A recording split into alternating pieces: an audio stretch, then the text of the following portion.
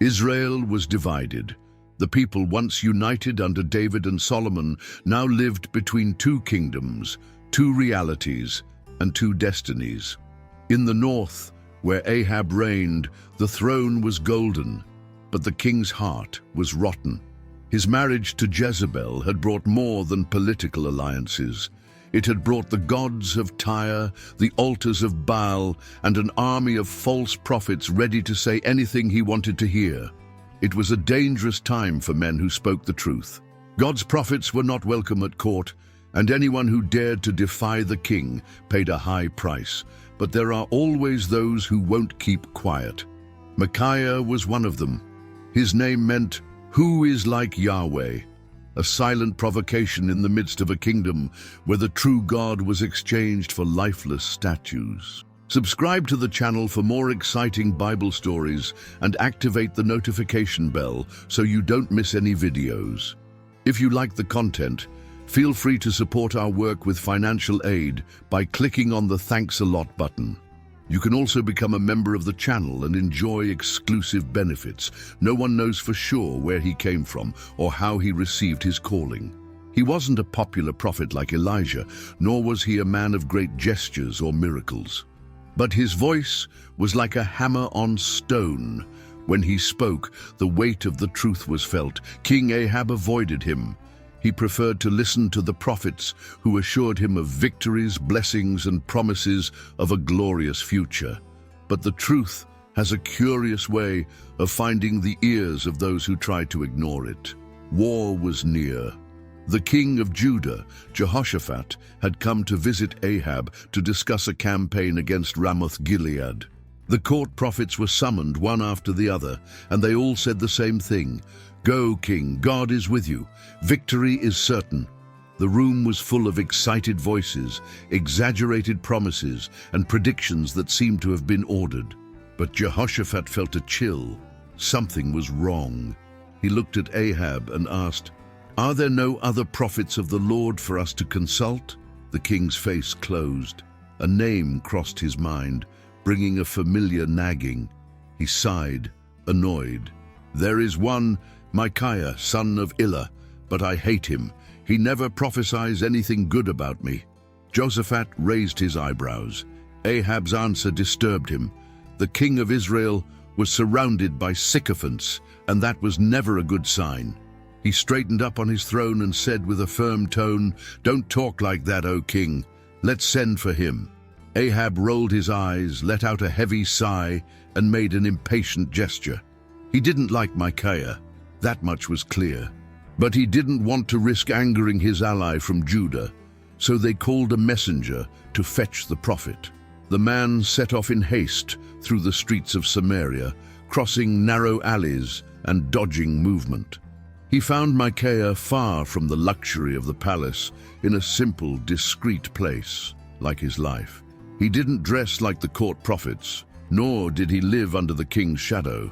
The messenger knew that this call was a warning of trouble. He approached cautiously and spoke in a low voice, like someone trying to advise a fool before he risks his own head. "All the prophets are saying the same thing, Micaiah. They've all promised the king victory. Be reasonable. Say something good, like them."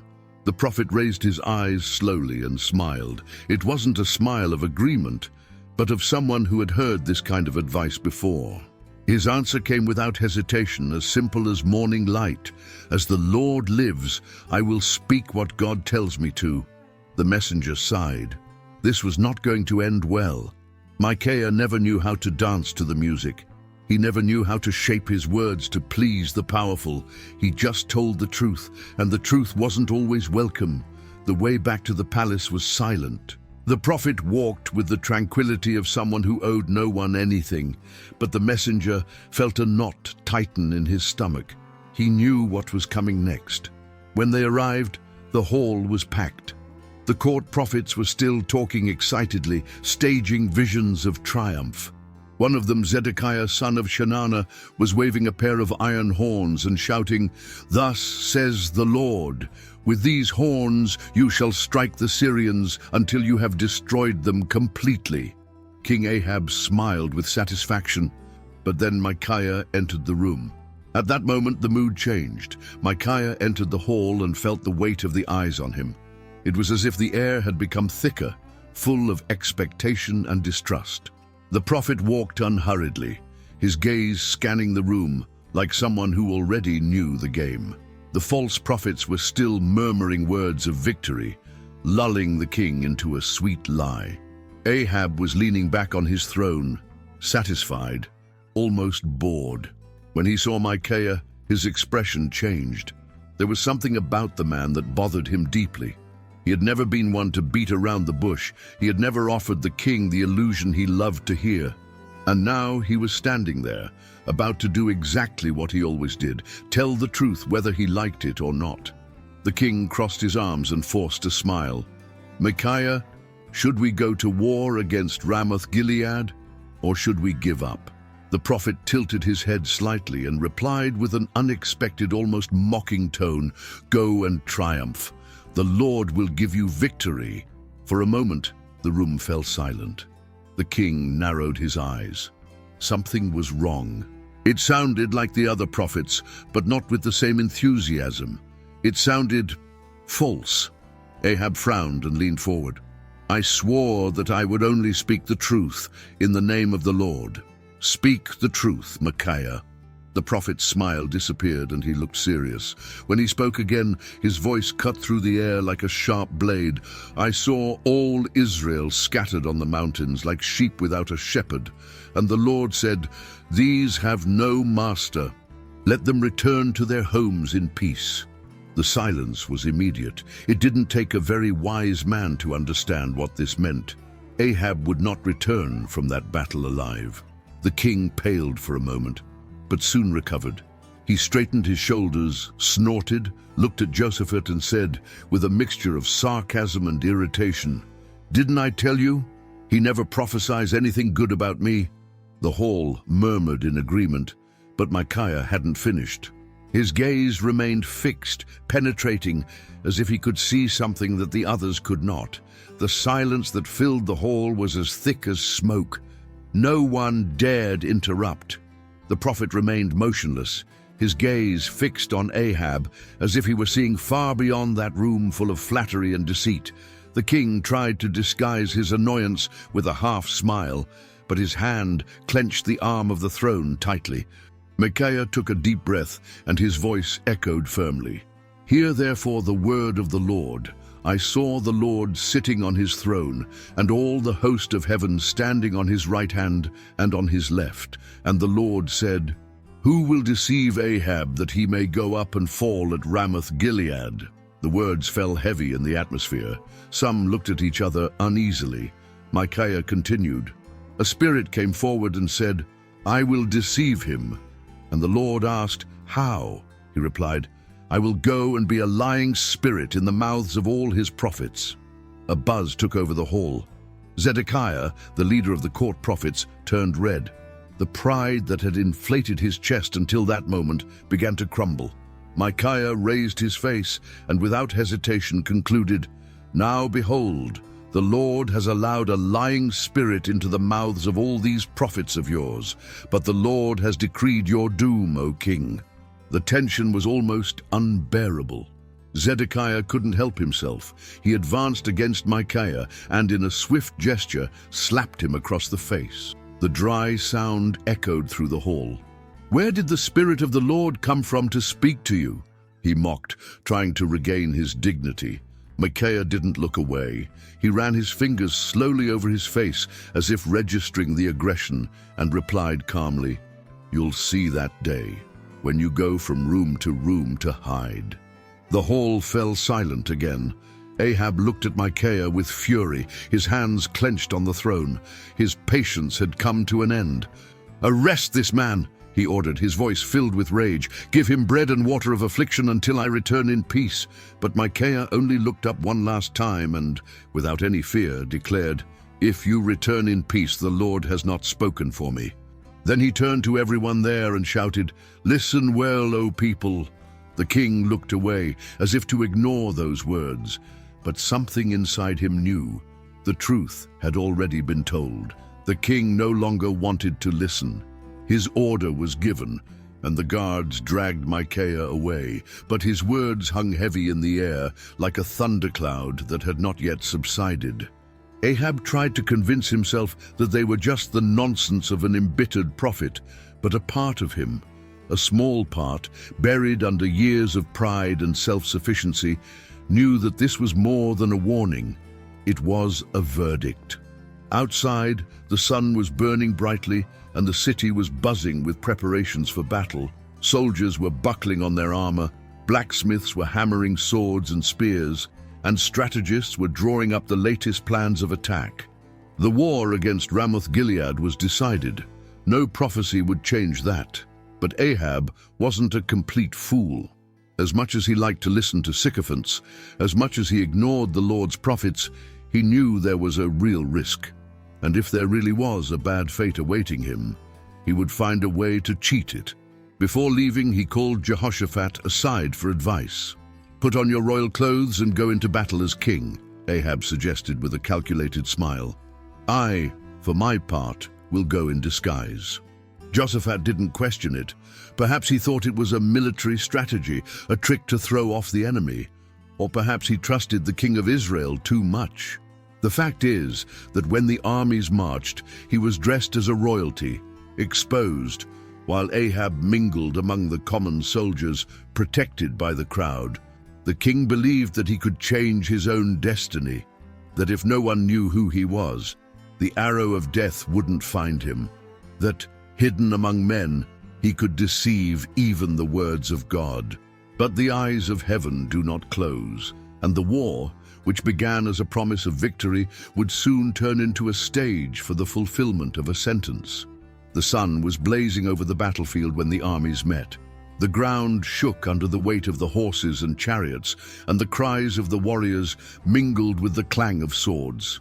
Ahab, clad in his ordinary armor, without his royal robes, moved among the soldiers like any other man. He was convinced that his cunning had outwitted fate. But on the other side, the Syrian commanders had received a clear order from their king, Ben-Hadad. "Do not fight against anyone, small or great, except the king of Israel." They weren't interested in defeating just one army. They wanted Ahab's head. When the Syrian chariots spotted Jehoshaphat dressed as a king, the confusion was immediate. He seemed the perfect target. The soldiers advanced furiously, surrounding him, and panic seized the king of Judah. He wasn't Ahab. He didn't have to die there. In a desperate cry, he cried out to the Lord, and at the last moment, the soldiers realized that they had been tricked. This was not the king of Israel. Meanwhile, Ahab remained safe, unnoticed. The plan seemed to be working. No enemy pursued him, no spear was turned against him, but fate has ways that no man can predict. In the midst of the chaos of battle, a Syrian archer, with no name, no plan, and no defined target, drew his arrow and launched it at random. The projectile cut through the air, buzzed like a warning, danced between warriors and armor, and found a gap, the only chink in the king's armor. Ahab shuddered. The impact made him buckle inside the chariot. Hot blood began to flow, staining the metal, dripping onto the ground. His vision darkened for an instant, and then he knew. The plan had failed. He could hide from men, but he could never hide from God. The pain came like a hot wave, burning through his armor. Ahab's eyes widened, his chest rising and falling rapidly. He put his hand to the wound, felt the blood trickle through his fingers, and knew in that instant that he had been hit. But he couldn't fall. Not there. Not now. He propped himself up on his knees and looked around. The battle still roared around him. Men fell, swords clashed, and war cries echoed through the valley. His army couldn't see him bleeding. If they knew the king was wounded, fear would take over and the battle would be lost before it was even over. With a tremendous effort, he grabbed the coachman's arm and whispered through clenched teeth, "Support me on the cart. Keep me on my feet." The soldier obeyed without question. The king was lifted up and leaned against the frame of the carriage, his eyes fixed on the battlefield. His vision was beginning to blur, but he refused to collapse. Blood soaked his clothes, dripping down his body and forming little red trails along the carriage. The day wore on, the fight raged, and Ahab resisted. His body trembled, his heart raced, but he remained there, clinging to the last crumb of power, refusing to accept that his end was already written. But the blood kept flowing. The sun began to lower on the horizon, painting the sky in shades of fire and grey. And then, just before the last ray disappeared, his strength finally gave out. His body slipped, his fingers let go of the edge of the car, and his head fell to one side. The surrounding soldiers looked at each other. An eerie silence hung over the battlefield. The king was dead, and with him, Israel's hope in the war. Ahab's body was taken back to Samaria. The sun had already disappeared over the horizon when the soldiers arrived at the city gates, carrying the dead king in his own chariot. The road was long and dusty, but no one dared say a word. The war had been a failure. The army was dejected, not just by defeat, but by the fate of the man who led them. The chariot drove slowly through the city gates, creaking under the weight of death.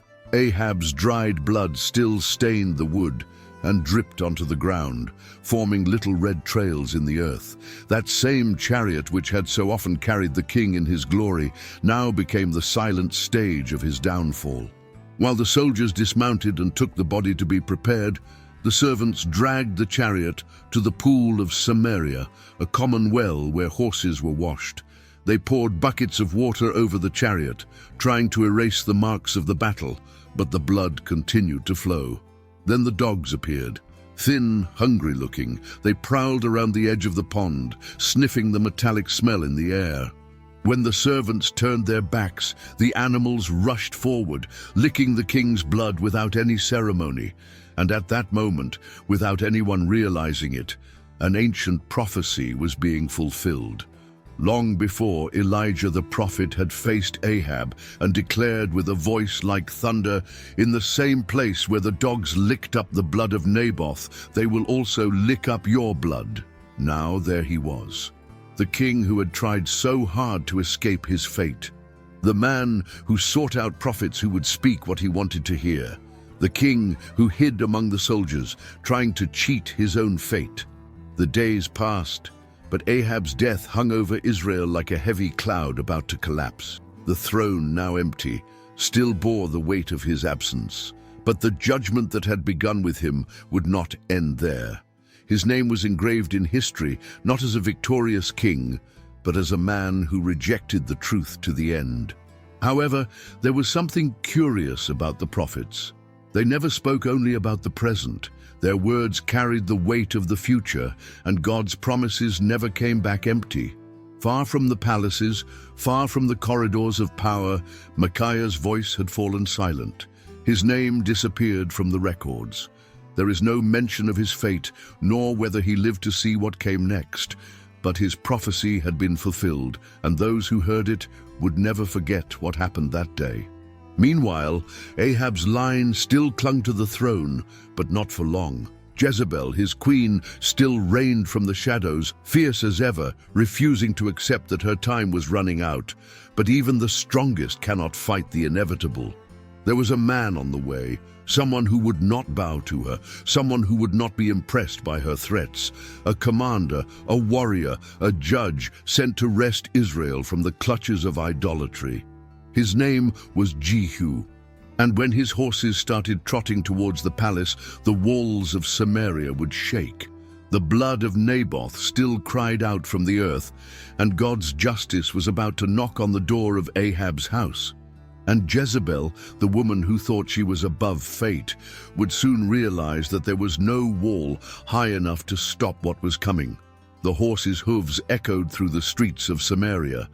Dust rose into the air as Jehu and his men advanced without hesitation. The city, accustomed to the power of Ahab's house, felt something different that day. It wasn't just a new king coming, it was judgment knocking at the door. High up in the palace, Jezebel watched. The woman who had ruled from the shadows, who had manipulated kings and crushed her enemies, now saw the end approaching. But if there was one thing Jezebel wouldn't do, it was back down. She groomed herself neatly, painted her eyes with kohl, fixed her crown, and stood by the window. When Jehu entered the gates, she launched her voice like a blade. "Have you come in peace, O Zimri, murderer of your lord?" Jehu looked up and laughed. She was talking about Zimri, an ancient usurper who had killed a king and ruled for only 7 days before being destroyed. But Jehu was not Zimri. He didn't tremble, he didn't hesitate. "Who is with me?" he shouted. 2 or 3 eunuchs appeared behind Jezebel. Servants, men who feared her, who had served her in her glory years. But now, in the end, there was no loyalty left. "Throw her down!" And without ceremony, the eunuchs pushed her down. Her body crashed against the stones of the courtyard. The blood splattered on the walls and the horses, and Jehu, without even bothering, carried on. Later, when they had her buried, they found only her skull, feet, and hands. The dogs had done their job. Thus was the word of the Lord fulfilled. Thus ended the cycle of Ahab, Jezebel, and everything they had built on lies and oppression. And as the dust settled, Micaiah's words still echoed through time. The prophet who didn't bow down, the man who chose truth over safety. He disappeared from the records, but his story never died. Because there will always be a king who desires only flattery. There will always be false prophets ready to offer comfortable lies. But there will also always be those who dare to tell the truth, even at the cost of everything. Time has passed. Kings have come and gone. The names of Ahab and Jezebel have become warnings, reminders of a time when power seemed unshakable, but fell like sand between our fingers. Samaria took its course, and Israel continued its history. But what about Micaiah? What happened to the prophet who dared to speak what no one wanted to hear? The Bible doesn't say. After that day in the throne room, his words were recorded, but his fate disappeared into silence. Was he released? Did he die in prison? Did he continue to prophesy somewhere far away? Nobody knows, but perhaps that is the great lesson. Because Micaiah never sought recognition, he never prophesied to please, he never tried to make a big name for himself. His role was to speak the truth, and he did so without fear, without hesitation, regardless of the price. His story teaches us that the truth doesn't depend on the majority. He stood alone in front of 400 false prophets, but his lone voice carried more weight than all the lies put together. It teaches us that the truth has a price. He could have spoken what Ahab wanted to hear. He could have been treated well, received favors, secured a place at court. But he chose prison, contempt, and uncertainty.